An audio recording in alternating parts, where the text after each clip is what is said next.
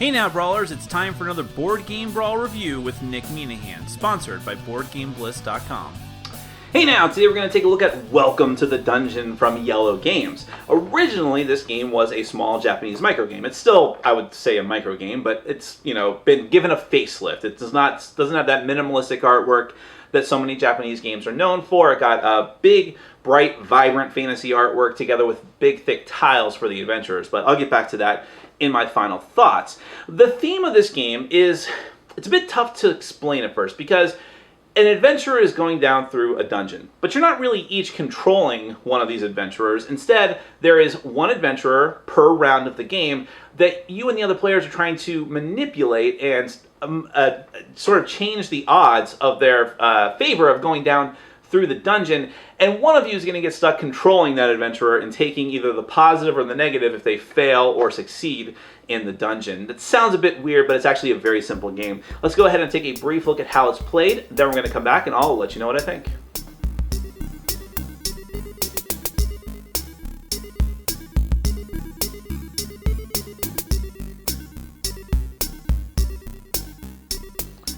The goal of Welcome to the Dungeon is to get your adventurer, if you're the one that has to take the adventurer, down through the dungeon successfully twice. Every time that you do that, you're going to take one of these success cards. As soon as you get a second one, then the game is over. You have won. However, if you take the adventurer down through the dungeon and you fail, you have to flip your little player aid card here over to its red side, and if you ever have to do that again, then you are eliminated. In that way, someone can win the game if every player except for that person is eliminated. They are the winner by default.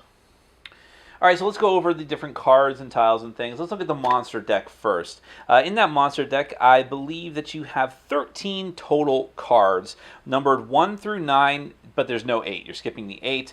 And cards 1 through 5 have 2 copies of each. 6, 7, and 9 only have 1 copy. And those cards are, you have a skeleton. That's all you're looking at is you have their strength up here, which is how much damage the adventurer might take.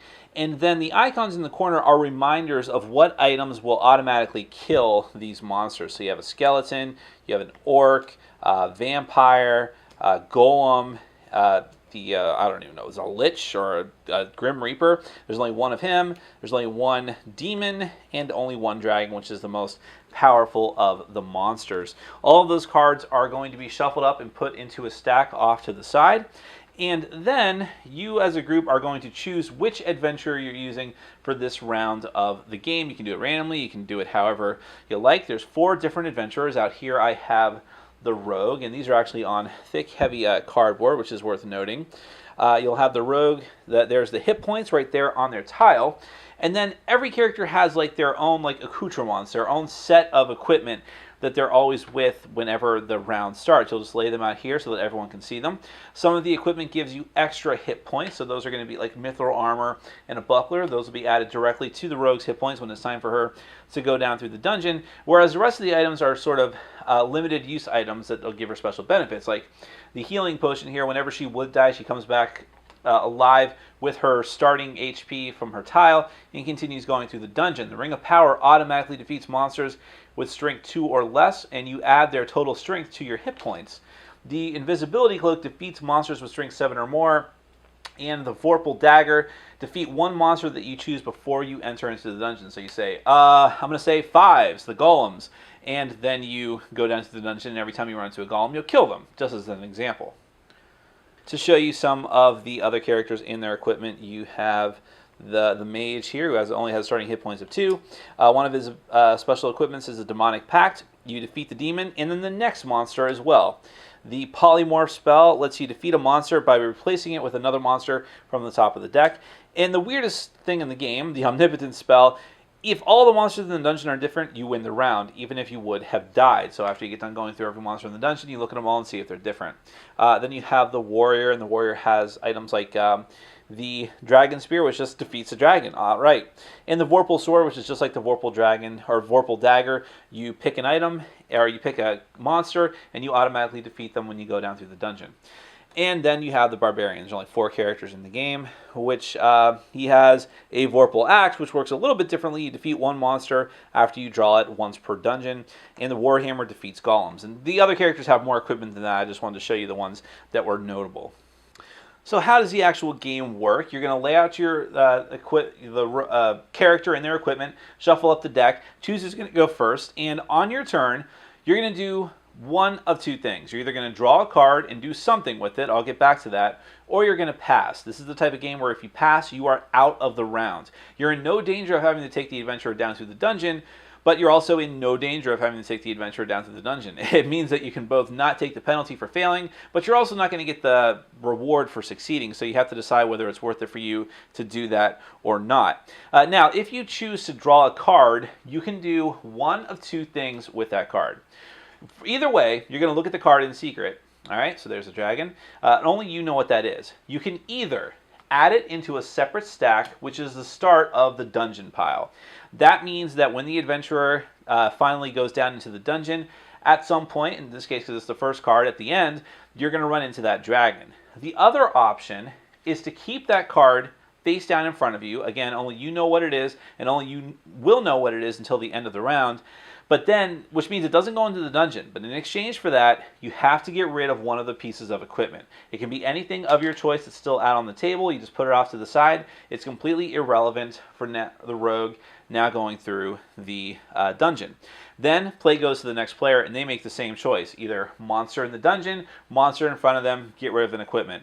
You're going to keep doing this until people start dropping out. As soon as all but one of the players have dropped out of the round, whoever is still that one player left in the round, everything stops, and that player must take the adventurer down through the dungeon. Whatever cards are in there, whatever equipment is left, now you have to go down through that dungeon with your spunk and gumption, or whatever cliche saying you want to say.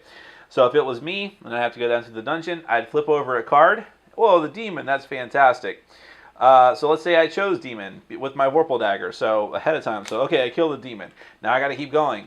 Oh, that's bad. That's Grim Reaper monster. Well, that's going to deal me 6 damage because I can't deal with that. So I'm going to keep that next to my adventurer because I have a total of 8 hit points. Now I am down to 2, which is really bad. Let's see.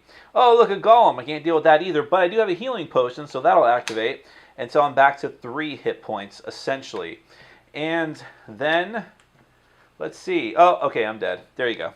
That's how a lot of these games will end, but sometimes you're able to get through the entire thing. And if you are able to make it through the entire dungeon, killing all the monsters without dying, then you as the player are going to take one of the success cards. But if you fail, you stop going through the dungeon, the adventurer goes away, flip over your card, and you're one step closer to defeat. That is essentially Welcome to the Dungeon. Let's get to my final thoughts. The artwork and the components of the yellow version of this game are fantastic and absolutely the best part about Welcome to the Dungeon. I love the artwork on the monster cards, on the character cards and tiles. In fact, I love those tiles. They're nice, thick, sturdy tiles with spot UV coating that make them look really good, really stark contrast to everything else. I wish that there's only 13 monster cards. I know it would have been more expensive, but to make everything tiles, I think would have been awesome. It wouldn't be too hard to shuffle that way, and I think that the game would have just been awesome component-wise. Instead, it's just great as it is now. So it looks really good. Even the box looks nice. It doesn't really store very well. Like the tiles don't really sit in there very well, but not a big deal. We're nitpicking there. So presentation of Welcome to the Dungeon, fantastic. The gameplay of Welcome to the Dungeon, absolutely not fantastic. I think I'm in the minority on this one. This game has gotten a lot of buzz and a lot of people really, really love it. I definitely do not. I don't think it's a horrible game by any stretch of the imagination. There is some amusement to be had, but at the end of it all, I found this to be a very dull experience. The problem with that is the exact opposite of what the game is supposed to be drawing out of you. It's supposed to be an exciting, push your luck game of chicken, of this adventurer is going down and you're silently playing cards down. You're either putting them in front of you and taking equipment away, or you're putting them in the dungeon. It's like, oh, what did he put in there? I don't know what to do.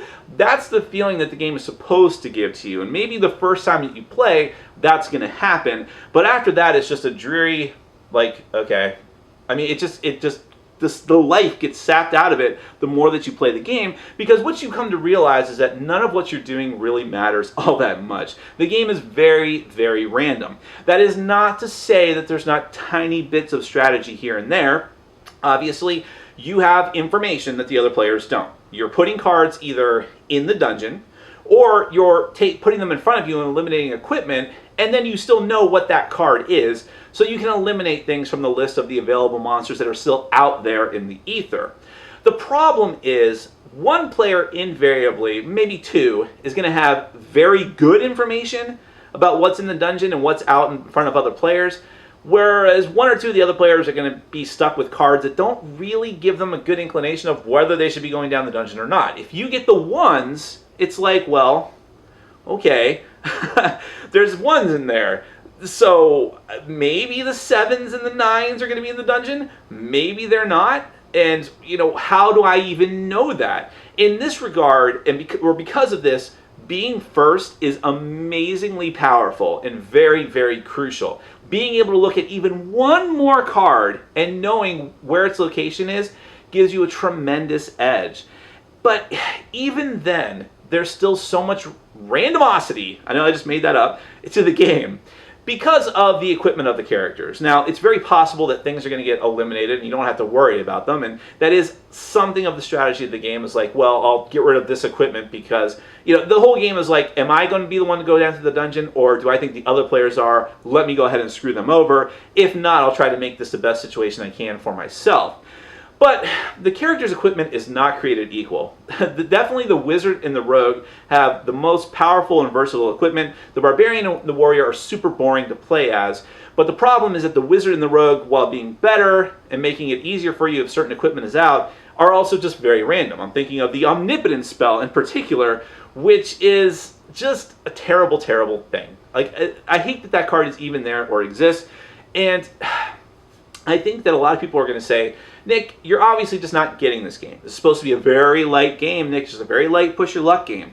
And that's fine, and I understand that. But first off, I can point to 50 other small filler card games that I have on my shelf that are also supposed to be not taken very seriously and also very, very light, but still give me a feeling, much more of a feeling of control. Even if I'm only making one or two important decisions, it feels better than what Welcome to the Dungeon is bringing to the table. The other problem is, despite the fact that Welcome to the Dungeon is supposed to be a light filler game, it can still go on pretty long.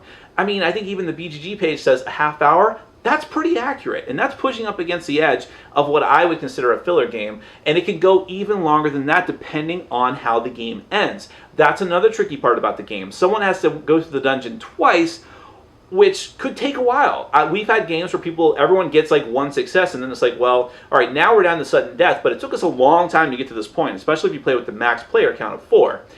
It's even worse if you try to win by elimination, because that could take even longer. Everyone has to get hit twice, so that is a distant possibility of all of that, of everyone but one person dying at once. But that's the other major issue with the game. Probably the worst thing about the game is the player elimination. Because if you're one of the unfortunate souls that does get eliminated, you could be sitting there watching the rest of the people play for quite a long time. And that's just not fun. It's just not. There are very few games that player elimination is not too bad because they're much, much quicker, or you're doing something else during the course of the game. There's none of that here. So while you may want to claim that the game is supposed to be light and not taken seriously, it's hard to say that when someone gets taken out very early and they're sitting there watching everyone else play this very light game. But, well, okay, honestly, player elimination is not the worst thing about this game. The worst part about this game is that it's just dull and boring. That is my personal feeling about it. It's not horrid. There's some interesting things going on, and I like the very concept of it and the presentation. But I really don't have a strong desire to play it again because it just wasn't exciting for me. And I felt like it should be, which is an even worse sin, I think. That is Welcome to the Dungeon from Yellow Games. Pass for me. Thanks for watching. Follow us on Facebook, Twitter, and Patreon. And make sure to check out our sponsor, Board Game Bliss, where you can find an amazing selection of games from around the world. BoardGameBliss.com. Thanks for your support.